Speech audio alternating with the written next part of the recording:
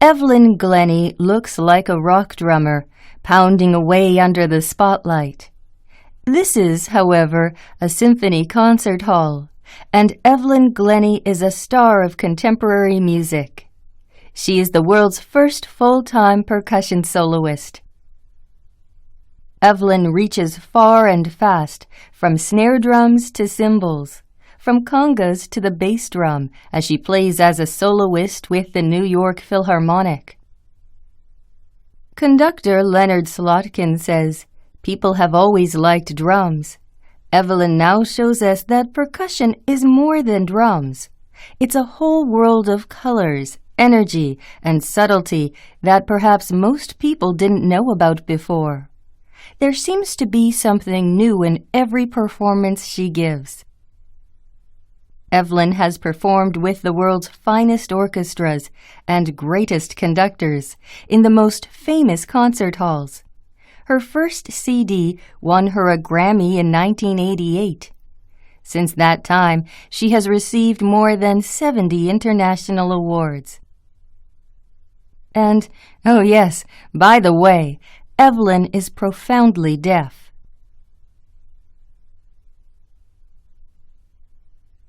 Listen carefully.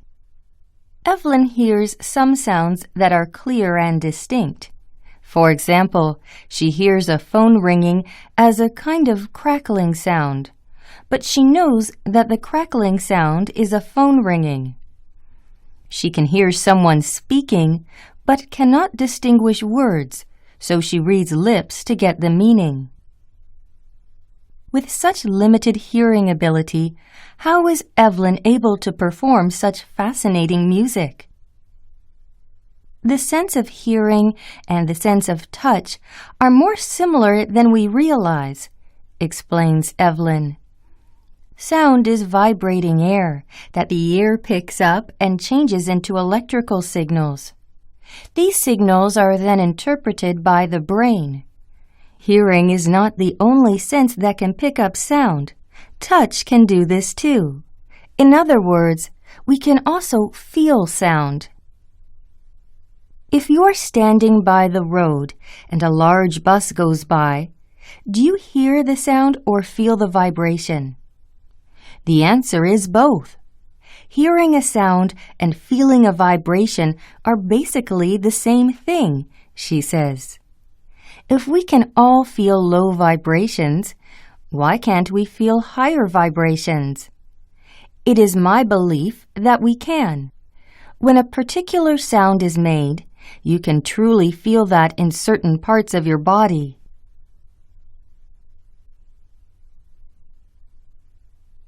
Listen carefully. To interpret certain sounds with your body, you just have to be very sensitive. It's certainly not easy, but with time, practice, and patience, I seem to have found a way to do it. The low sounds Evelyn feels mostly in her legs and feet, and the high sounds she feels in particular places on her face, neck, and chest. This is how she listens to the notes. She often performs with bare feet, mainly because she feels the vibrations of the music through the floor. The thing about percussion, Evelyn says, is that you can create all these emotions, sometimes beautiful, sometimes ugly, sometimes sweet, and sometimes as big as King Kong. There can be a storm of sound, or the sound can be so refined. Not all percussion is loud and pounding. Evelyn gives more than 100 performances a year around the world. She wants audiences to focus on her music rather than on her deafness, and she wants them to be entertained. Evelyn gets upset with reporters because they sometimes ask too many questions about her deafness. As Evelyn puts it, if you want to know about deafness, you should interview an ear doctor. My specialty is music.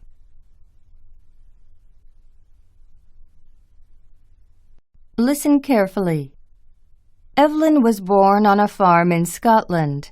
She began taking piano lessons at age 8.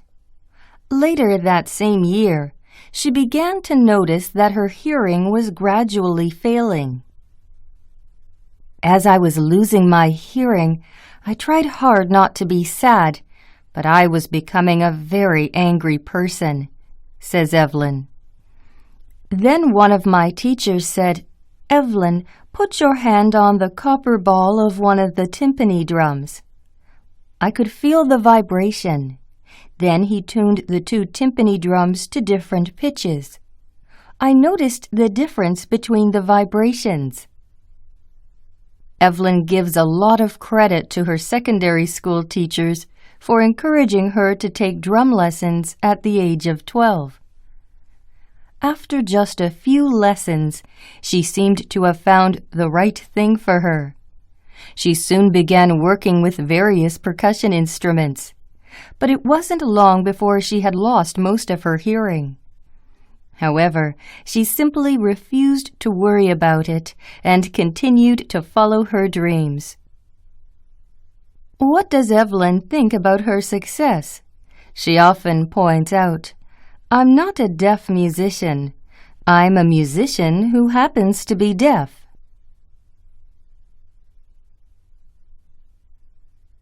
Listen carefully. The sun was just coming up.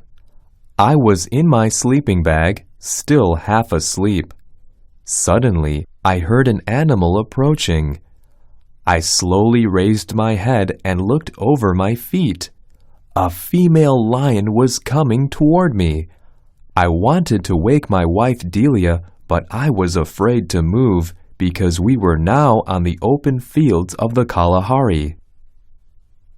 The lion walked past us to a bush 10 feet away and lay down next to a big male lion. Delia was wide awake now and whispered to me, "Mark, look at the scar on his leg. Isn't that Bones?" Yes, it was the lion we named Bones. I had performed surgery on his broken leg a few years before. Turning my head, I saw lions sleeping around us, 9 in all. We were in bed with a group of wild lions. Even after having lived on the Kalahari for 5 years, it was still a surprising and wonderful experience.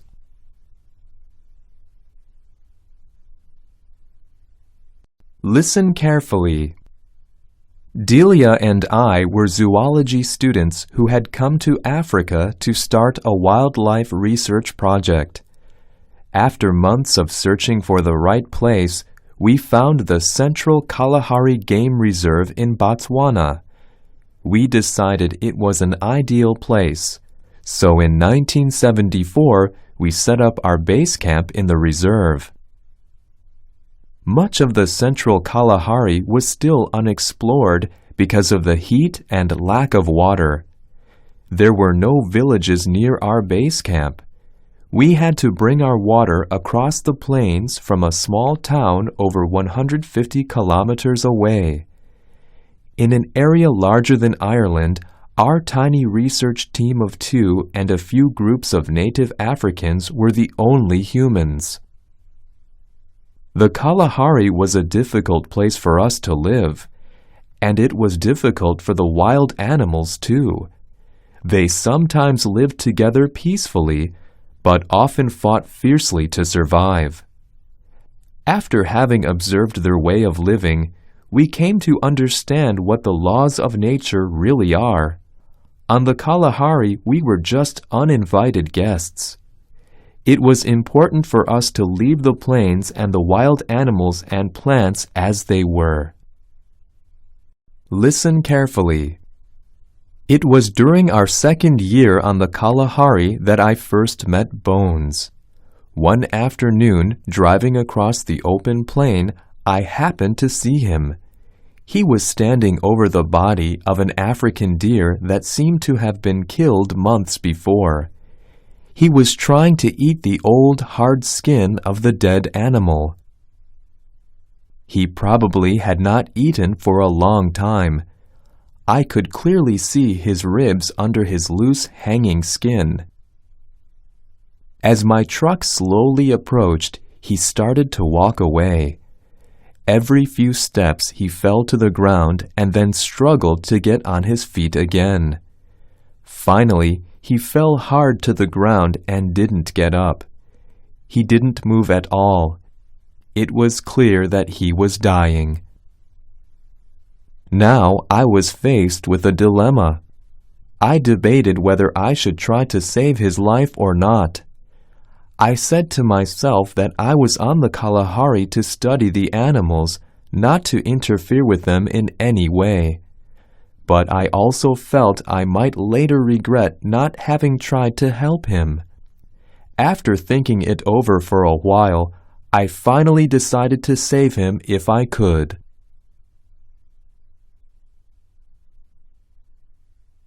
Listen carefully. The lion's leg was badly injured. A small bone was sticking out through the skin. I had no choice but to cut off the bone and sew up the wound.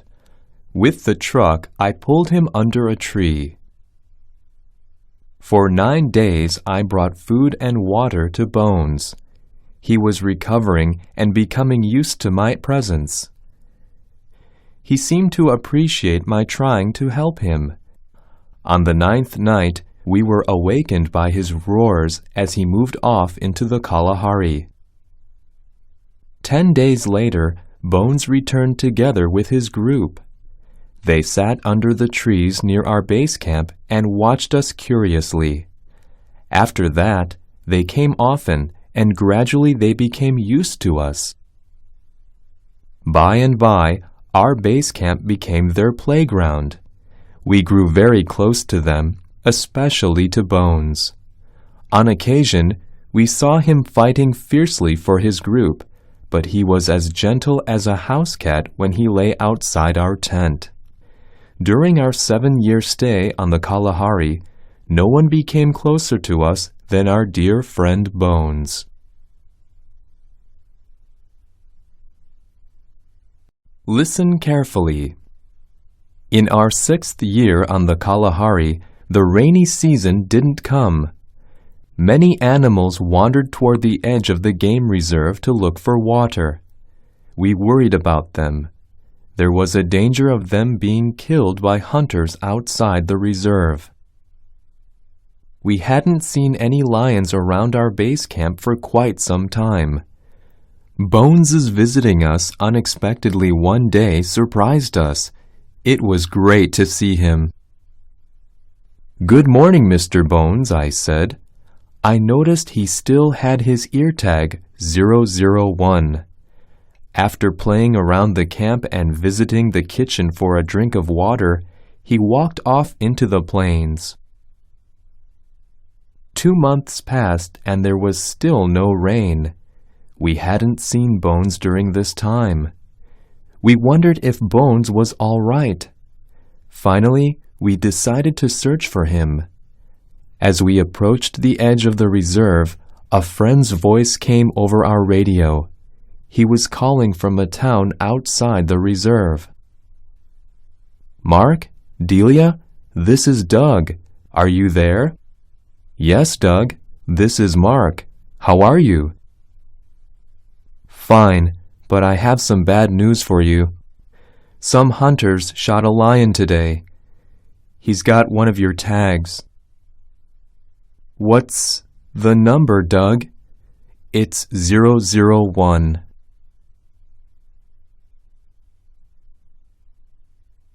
Listen carefully. One morning in April 1995, I sat down at the breakfast table as usual to read the comics in the newspaper, but I didn't make it past the front page. One big headline caught my eye: "Child laborer, boy 12 murdered." It was a shock. 12, about the same age as I was. I could hardly believe the story. April 19, 1995. Child laborer, boy 12 murdered. Islamabad, Pakistan. AP. From 4 to 12 years old, Iqbal Masih was forced to work at a carpet factory. After he was free, he started a worldwide campaign against child labor. On Sunday, he was shot dead. Some people believe he was murdered by someone who had warned him to stop his activities. After school, I went to the public library to study the problem of child labor. I found a few newspaper articles reporting the problem. One was about children younger than me working hard in coal mines. Another mentioned children injured or killed by explosions at fireworks factories. Why was nothing being done to stop such terrible things? As I walked home through my middle-class neighborhood, my thoughts were on the other side of the world, and my own world seemed a little darker. I came home feeling down.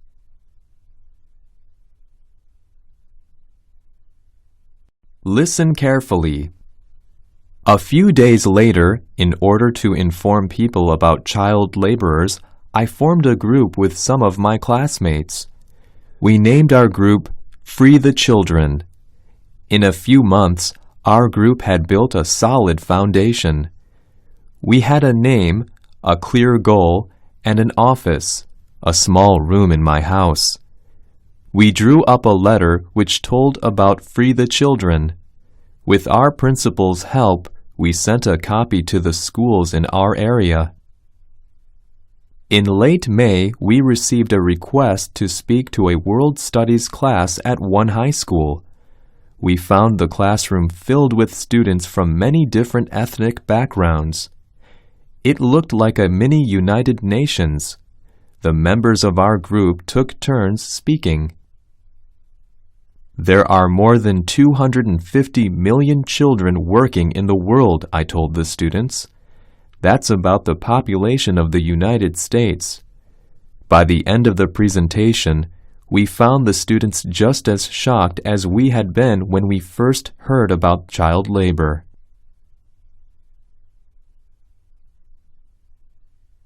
Listen carefully. When we finished, we asked for questions. One student said, "If you stop child labor in some countries, the whole economy may fall and many people will lose their jobs." Another student asked, "How can the rich people in the developed countries tell the poor people in developing countries how to raise their children? What happens to those children after they are freed from child labor?" Often we had to say that we didn't have an answer. I wrote down every question that we couldn't answer. We read a lot of material on child labor in a university library with the help of one of my older friends. Day by day, the answers began to build up. I put together a 3-page letter to the class we had spoken to. It began, "Thank you very much for your challenging questions. We have kept doing research on the problems you raised and have found some answers. If you have more questions, we will be more than happy to respond to them. We learned that knowledge was our key."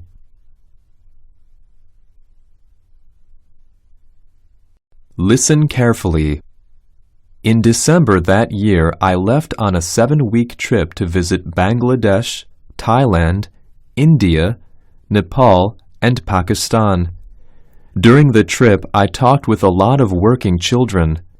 I met Iqbal's mother, too. I also took part in a demonstration against child labor and a raid on a carpet factory to free the children held there. While I was staying in Kolkata, I met Mother Teresa. It was another unforgettable part of the trip. Although Mother Teresa was very tired, she was 86 years old then, she gave me a chance to talk with her. "We have come to learn about the children's lives and how we might help them," I said. "That is good," she said. "The poor will teach you many things." She took my hands in hers and looked into my eyes.